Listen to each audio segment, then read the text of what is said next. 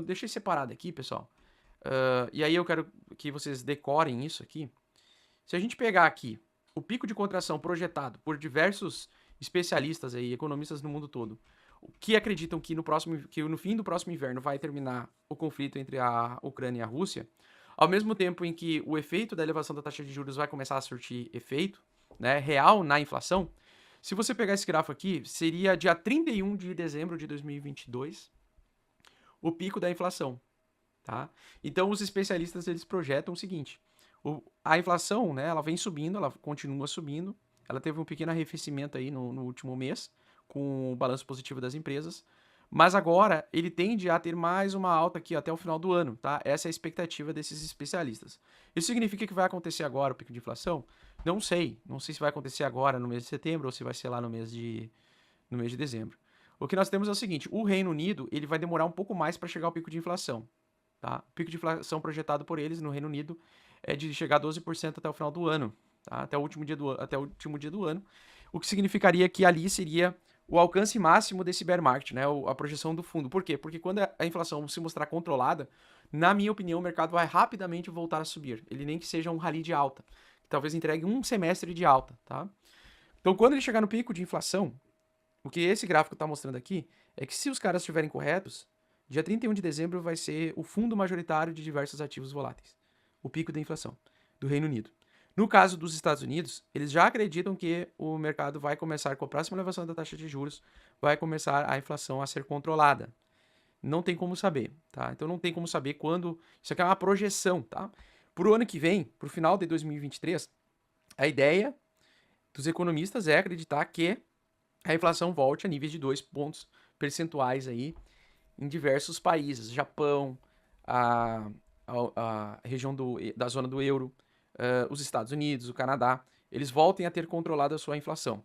Então, a grande questão é, o melhor ponto, ou a compra de fundo majoritário dos deuses, né, a compra de fundo para aproveitar o próximo ciclo de expansão econômica, ele vai estar muito vinculado ao topo da inflação, ao nível máximo da inflação.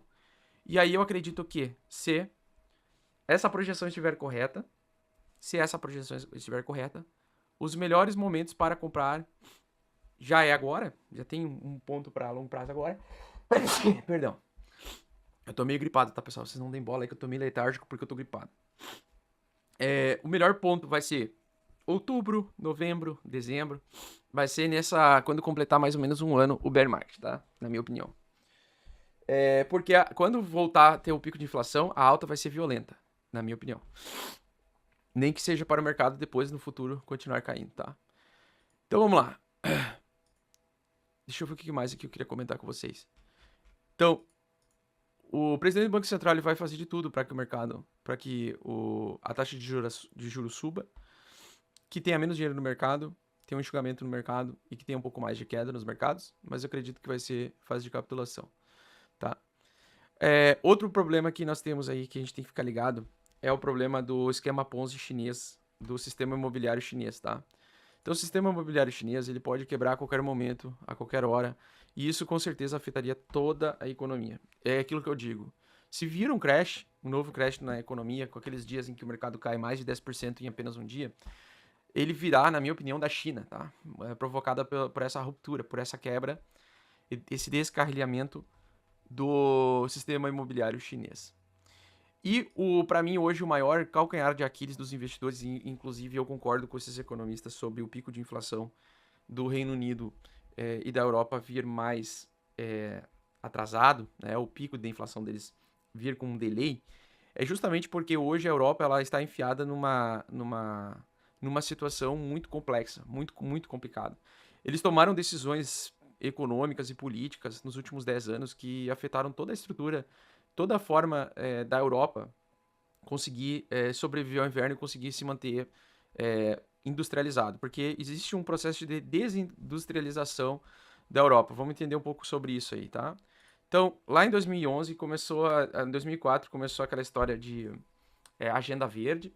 Os partidos voltados a mudar toda a dinâmica das empresas, a produção de energia, ter toda essa agenda verde, fez com que eles tomaram decisões muito complicadas que afetaram geopoliticamente eles, principalmente agora com o aumento da dependência da Rússia, do gás natural russo, para sobreviver ao inverno ou para passar o inverno, para não ter problema de energia, crise energética, tá?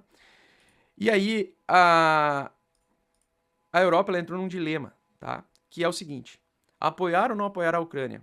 Essa é a grande questão. Cara, se eles apoiam a Ucrânia e fazem com que a Ucrânia seja um país da OTAN, faça parte da OTAN e automaticamente consiga trazer a defesa para a Ucrânia, né? Toda a defesa de todo aquele bloco, de todos aqueles países militares que fazem parte da OTAN, isso afetaria diretamente a economia, tá? Por quê? Porque hoje, por conta do problema que teve em 2011, nós tivemos, não sei se vocês lembram, o acidente de Fukushima. Lá no Japão teve um grande terremoto no Oceano Pacífico que teve um tsunami. Esse tsunami ele atingiu essa usina nuclear de Fukushima. Não sei se vocês lembram isso em 2011. E trouxe muito medo, né, para Angela Merkel, principalmente lá, para líder da Alemanha na época, que era majoritariamente abastecida, né, a energia que eles produziam era majoritariamente vinda das usinas nucleares. E aí esse evento do tsunami, que afetou 3 de 6 reatores nucleares, né, que derreteu 3 de 6 reatores nucleares, fez com que a Europa ficasse toda cagada de medo em relação a utilizar energia nuclear. Porque imagina, se acontece qualquer coisa com algum, sei lá, algum fator externo que afete essas usinas, a Europa estaria fodida porque ela não teria energia para isso. Então eles começaram a iniciar um processo de alterar a produção energética da Europa através da Alemanha, fechando e desativando as usinas nucleares. Então, no ano passado, eles desativaram 3 usinas nucleares. Isso ficou mais dependente, fez com que a Alemanha ficasse mais dependente do gás natural russo. Por que o gás natural russo? Porque o gás natural russo é muito mais barato do que outros produtores de outros países, inclusive, que são parceiros da Alemanha. Então, por exemplo, se a Alemanha começasse a comprar gás natural produzido pelos Estados Unidos, o custo seria 5 vezes maior. Então, obviamente, eles começaram a ficar muito dependentes geopoliticamente da Rússia. Então, mesmo a Rússia invadindo a Ucrânia, sob a ameaça da OTAN proteger a Ucrânia, a Rússia se sentiu confortável nessa situação, pois a Europa, baseado nas decisões de alterar toda a sua estrutura de produção de energia nos últimos anos, desde o acidente de Fukushima, né, desde o acidente da usina nuclear de Fukushima, fez com que eles entendessem, porra, a Europa tá na nossa mão, então eles não vão poder nos atacar, porque senão nós fodemos com os 40% da capacidade energética do país mais rico da zona do euro, chamada Alemanha. E aí eles estão fazendo todo esse joguinho, né? Ah, vamos desligar um pouquinho o tubo Nord Stream 1, fazer uma manutençãozinha do Nord Stream 1, vamos fazer uma manutençãozinha no Nord Stream 2. Ah, vamos deixar fechadinho por uns 5 dias, vamos sentir aí pra ver o que a Europa vai falar. E aí toda vez que tem que a Rússia fecha, ou faz manutenção, né? Isso faz relembrar que a Rússia não, que a Rússia detém muito o poder na mão de decisão e por isso se sentiu muito confortável de defender a sua ideia de não permitir com que a Ucrânia entre na OTAN, ou não aceite a entrada da Ucrânia na OTAN, para não ter essa pressão geopolítica, tá? E não ter aproximação militar no território deles. Bom, e aí depois disso, além do acidente de Fukushima que provocou a ideia e os partidos verdes, né, a ideia de sustentabilidade, de começar a desligar as usinas nucleares e tudo mais, apesar da energia nuclear ser extremamente limpa, né? Ainda o Reino Unido ele saiu da União Europeia naquele movimento conhecido como Brexit, né? E que fez com que criou uma instabilidade comercial e industrial da Inglaterra, aliás, do Reino Unido, em relação ao bloco econômico da União Europeia.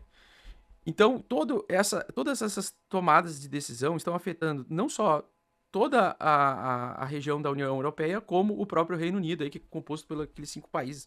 Se eu não me engano, Escócia, Irlanda, Inglaterra, mas tem mais outros 2 aí. Acho que é a Ilha de Gales e sei lá o que mais. E aí nós temos, basicamente, esses 2 fatores econômicos dos últimos 12 anos ferrando com toda a dinâmica da Europa. E aí a Europa provavelmente vai ser a que mais vai sentir.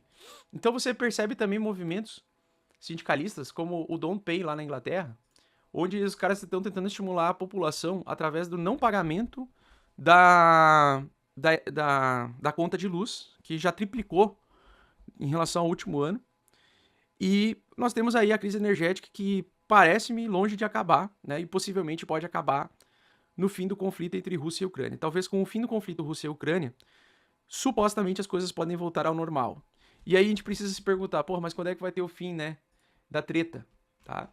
O fim da treta, supostamente, segundo o presidente Zelensky, da Ucrânia, diz que a guerra não pode passar além do fim do inverno europeu. Então, supostamente, vai vir, ou a ideia é que a guerra termine, o conflito entre Ucrânia e Rússia termine por meados ali de janeiro, tá? Dezembro, janeiro. E eu sei que você está procurando para ter resultados rápidos no mercado de criptomoedas e eu tô aqui para te ajudar. Então o que eu te peço é pare de sardinhar agora, pare de comprar game coins e porcarias, shitcoins e vem aprender junto comigo tudo o que você precisa para se tornar um investidor profissional bem-sucedido. Curso Mestres do Bitcoin é o curso mais completo do Brasil. Clique no link abaixo para saber mais e somente nesse mês a gente vai oferecer um cupom de desconto com 55% de desconto. Não fique para trás e garante já a sua vaga porque é limitado. Tamo junto, fofo!